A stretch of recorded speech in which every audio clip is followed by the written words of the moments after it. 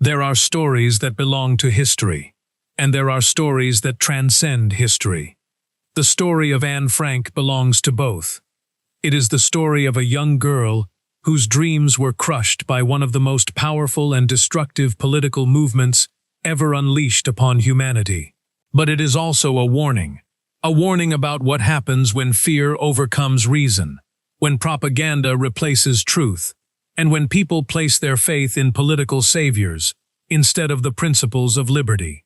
The tragedy of Anne Frank was not inevitable. The Holocaust was not inevitable. The destruction of Europe was not inevitable. Millions of lives, ambitions, families, businesses, and dreams might have survived if enough people had questioned the promises they were being sold, if enough citizens had been skeptical of politicians claiming they alone could restore national greatness. If enough individuals had understood the dangers of concentrating power in the hands of the state. History rarely collapses overnight. Freedom is usually not destroyed in a single dramatic moment. It disappears gradually, one law at a time, one emergency at a time, one exception at a time. And by the time people realize what has happened, it is often too late. Anne Frank's diary became one of the most widely read books in human history, translated into dozens of languages, and read by millions across the world. Yet what makes her story so powerful is not politics alone, it is the humanity behind it. Anne Frank was not a general. She was not a politician. She was not a revolutionary. She was simply a teenage girl. A girl who dreamed of becoming a writer. A girl who wanted to fall in love. A girl who wanted to grow up. A girl who wanted a future. And that future was stolen from her. Born in Frankfurt, Germany, on June 12, 1929, Anne entered a world that was already changing rapidly. Only a few years later, Adolf Hitler and the National Socialist Party would rise to power. The new regime promised order, national renewal, prosperity, and greatness. Many Germans embraced these promises. But every promise carried a hidden cost.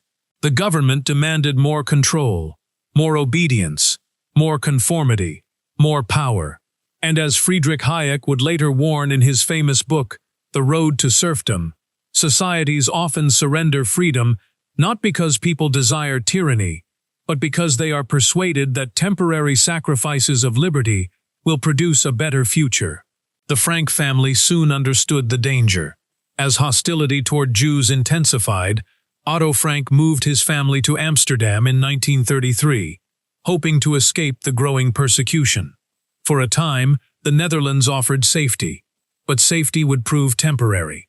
In 1940, Nazi Germany invaded the country. The machinery of state control followed. Restrictions multiplied. Rights disappeared. Entire categories of people became targets. What had once been neighbors became enemies of the state. This transformation reveals one of the most frightening truths about totalitarian systems. They do not simply punish behavior. They redefine identity itself. Individuals are no longer judged by their character, choices, or actions. Instead, they are categorized according to race, class, religion, ethnicity, or political loyalty. The individual disappears.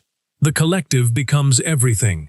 And once that happens, persecution becomes easier to justify. Ludwig von Mises observed that every collectivist ideology ultimately requires dividing society into groups. Once individuals cease being individuals and become merely representatives of a collective category, liberty becomes fragile. Anne Frank experienced this reality firsthand. By 1942, the situation had become desperate. The Frank family went into hiding in a secret annex concealed behind a movable bookcase. For more than 2 years, 8 people lived in silence and constant fear. Every sound mattered. Every movement carried risk. Every day could be their last. It was inside this hidden world that Anne received the diary that would immortalize her name. She poured her fears, hopes, frustrations, and dreams onto its pages. While governments were writing laws, Anne was writing about life. While politicians spoke about racial destiny and national struggle, Anne wrote about friendship, family, loneliness, and hope. In many ways, her diary became an act of resistance. Not resistance through violence, resistance through truth.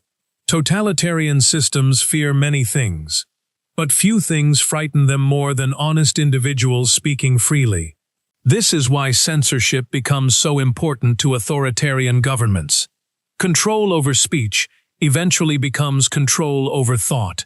George Orwell captured this danger perfectly when he wrote that freedom means the right to tell people what they do not want to hear. The Nazis understood this. The Soviet Union understood this. Mao understood this. Pol Pot understood this. Every authoritarian regime in history has understood it.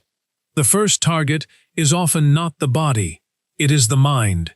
Books are censored, journalists are silenced, critics are punished, alternative viewpoints are marginalized. And slowly, reality itself becomes a political product. Thomas Sowell once remarked that one of the most dangerous consequences of ideological thinking is the belief that noble intentions are enough to justify coercion. History repeatedly proves otherwise. Good intentions have often paved the road toward catastrophic outcomes. The 20th century became a graveyard of utopian promises.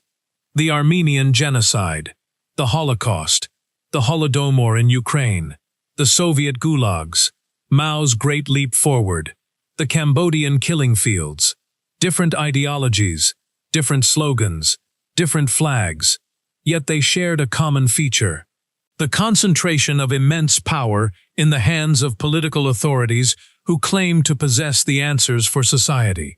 The British philosopher Roger Scruton warned that political movements become dangerous when they abandon humility and begin to view human beings as raw material for social engineering. The moment politicians believe they can redesign humanity itself, freedom is in danger. Anne Frank's story reminds us of the human cost behind these ambitions. In August 1944, after more than 2 years in hiding, the secret annex was discovered. To this day, historians continue debating exactly how it happened. Someone may have betrayed them. Someone may have informed the authorities. What is certain is what followed. The family was arrested, deported, separated, sent into the machinery of the concentration camp system. Anne and her sister Margot were eventually transferred to Bergen-Belsen. Disease spread rapidly through the overcrowded camp. Typhus ravaged the prisoners. In early 1945, only weeks before liberation, both sisters died. Anne Frank was just 15 years old. 15. An age when most people are only beginning to imagine their future. Otto Frank, her father, became the sole survivor of the family. After the war, he received Anne's diary. Through her words, his daughter lived on. And through her words, generations would gain a glimpse into the human consequences of political fanaticism. Perhaps the most remarkable aspect of Anne's diary is that it never fully surrendered to despair. Despite everything around her, Anne continued to hope. She continued to believe in the possibility of goodness. She continued to dream. That optimism remains astonishing, because Anne witnessed humanity at its worst, yet she never completely abandoned faith in humanity's potential for good. Her story leaves us with lessons that remain profoundly relevant today.